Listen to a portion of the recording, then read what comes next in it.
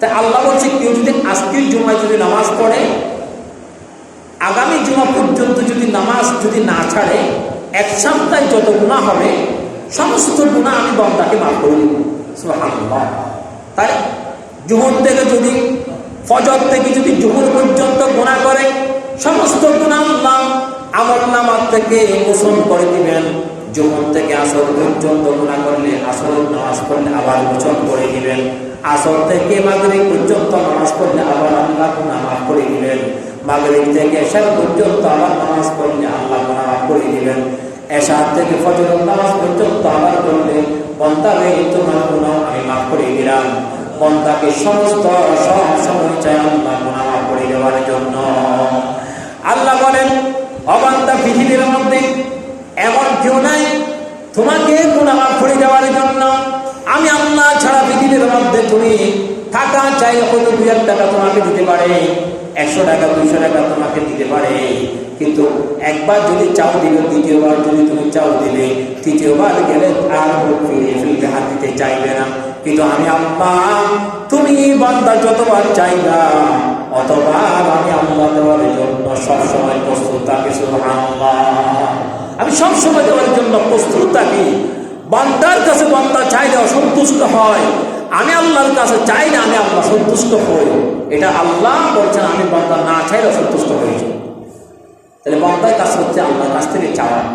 আর সব কিছুর বিনিময় হচ্ছে আমাদের জীবনের মধ্যে গুনাহ মাফ হয়ে আমাদের একটি ঈমান নিয়ে এই পৃথিবীর হায়াতটাকে শেষ করে আমাদের কবর জিন্দেগিটা শুরু করা।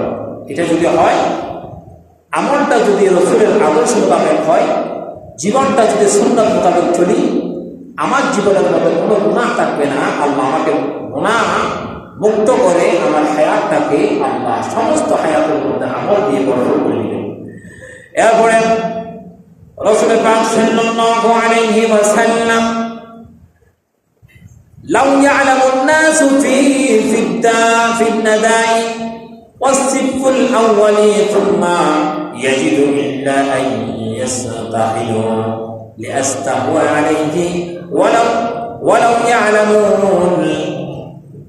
যদি মানুষেরা জানতো যে আজান এবং প্রথম শরীরের মধ্যে আজান হওয়ার পরে প্রথম কাতারে কত সওয়াব হবে, কত নেকি আছে, এটা যদি আল্লাহর বান্দাগণ যদি জানতেন তাহলে তারা লটারি করতেন, একটা লটারি রাখতেন, আগামীকালকে আমি সর্বপ্রথম নামাজের কাতারের মধ্যে বসবো, এরকম প্রতিযোগিতা করতেন।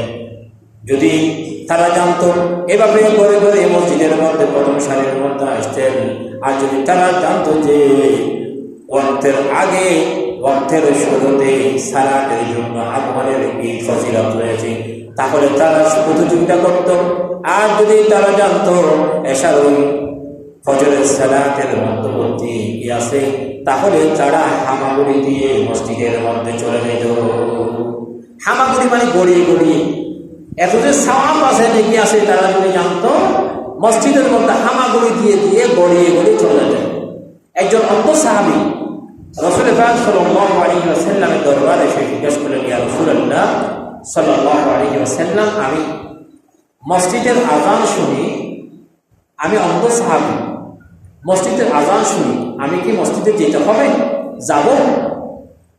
নবীজি বললেন, ওই সাহাবী, তুমি যদি মসজিদের আজান যদি শব্দ যদি ধ্বনি যদি তোমার কানের মধ্যে চলে আসে, ওই সাহাবী তুমি মসজিদের দরজা থেকে তোমার বাড়ি পর্যন্ত ঘর পর্যন্ত একটা রশিকে টাঙিয়ে দিলাম, আর রশিটা ধরে ধরে তুমি আল্লাহর ঘর মসজিদে গিয়ে আমি নবীর আদর্শ মোতাবেক আল্লাহকে তুমি সিজদা দিবা, তুমি আল্লাহকে সিজদা দিবা। নামাজ ছাড়া একজন মুসলমানের পরিচয় কখনো পাওয়া যায় না। আপনি হিন্দুর সাথে বসে আছেন, আজান হয়েছে, আপনি চলে আসছেন, পরিচয় হবে তিনি মুসলমান। এটা আজানের সাথে সাথে মুসলমান চলে আসবে, অমুসলিম চলে আসবে। তাই নবীজি বললেন, সব থেকে বড় হচ্ছে নামাজ। এখন আমরা নামাজ ছেড়ে দিচ্ছি, নামাজ পড়তেছি না। নামাজ পড়লে অনেকের নামাজ পড়ছে না, বা আমরা উজু করতে জানি না, উজু ফরজগুলি জানি না। যদি কেউ যদি উজু করতে যায়, তার যদি এই ফসল যদি কোথাও যদি উজুর যে ফরজগুলি আছে এগুলি যদি আদায় না হয়, তার উজু হবে না। আমরা গোসল করি, গোসলের ফরজ জানি না, গোসলের ফরজ যদি আদায় না হয় গোসল গোসল যদি না হয় নামাজ হবে না, নামাজ যদি না হয় আমার জিকির আজকার হবে না, দোয়া কবুল হবে না, কিচ্ছু হবে না। এই জন্য সব থেকে বড় হচ্ছে আমার উজু ঠিকমতো হচ্ছে কিনা, আমার উজুর যে 4টা ফরজ আছে এগুলি আমি আদায় করতেছি কিনা, গোসলের জন্য 3টা ফরজ আছে এগুলি আমি আদায় করতেছি কিনা, এটা আমাকে শিখতে হবে। মসজিদ হচ্ছে শিক্ষার শিক্ষার জায়গা, মালখাস, এটা থেকে যদি আমরা যদি শিক্ষা অর্জন করতে চাই তাহলে শিক্ষা অর্জন করতে পারবো। যেটা জানি না সেটা মসজিদে এসে শিক্ষা অর্জন করতে হবে। ছেলে বয়সে আমরা পড়েছি, কত ভুলে গেছি, এখন আবার যদি মনে হচ্ছে যে না আমি শিখতে হবে, আমি জানি না, আবার শিখতে হবে। শিক্ষার জন্য কোনো বয়স নাই।